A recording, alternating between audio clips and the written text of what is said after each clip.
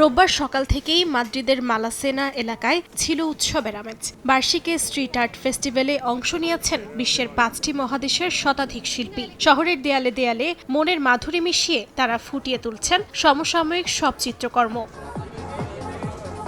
উৎসবে অংশ নেওয়া হুয়ান কার্লোস বিশ্ববিদ্যালয়ের শিক্ষকরা বলছেন, সরাসরি রাজপথে কাজ করা শিক্ষার্থীদের জন্য অত্যন্ত প্রেরণাদায়ক। কেবল সৃজনশীলতা নয়, দলীয় সমন্বয় এবং বড় পরিসরে কাজ করার শিক্ষা পাচ্ছেন তারা। বিশেষ করে পরিবেশ বান্ধব উপকরণের ব্যবহার এই আয়োজনকে নিয়ে গেছে এক নতুন উচ্চতায়।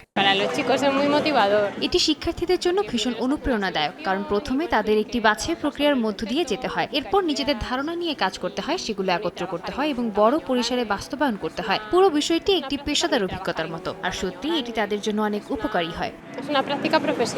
বার্ষিক এই স্ট্রিট আর্ট ফেস্টিভ্যালে সুইডিশ শিল্পী দ্বৈত ওলিও এবং সেবের মতো খ্যাতিমান শিল্পীরাও যোগ দিয়েছেন। জ্যামিতিক নকশা আর উজ্জ্বল রঙের ব্যবহারে তারা রাঙিয়ে তুলছেন শহরের চারপাশ। এই উৎসবের আয়োজকরা জানান, 80 দশকের লা মুভিদা মাদ্রিদ আন্দোলনের ঐতিহ্যবাহী এই এলাকাটি তার আগের সেই বোহেমিয়ান মেজাজ ফিরে পাচ্ছে এসব কারুকাজের মাধ্যমে। তাদের প্রত্যাশা, এই রঙিন পরিবর্তন পর্যটকদের আকৃষ্ট করার পাশাপাশি প্রাণ ফিরিয়ে আনবে স্থানীয় ছোট ব্যবসাগুলোতে। অর্জিতা শেহদিন, সময় সংবাদ।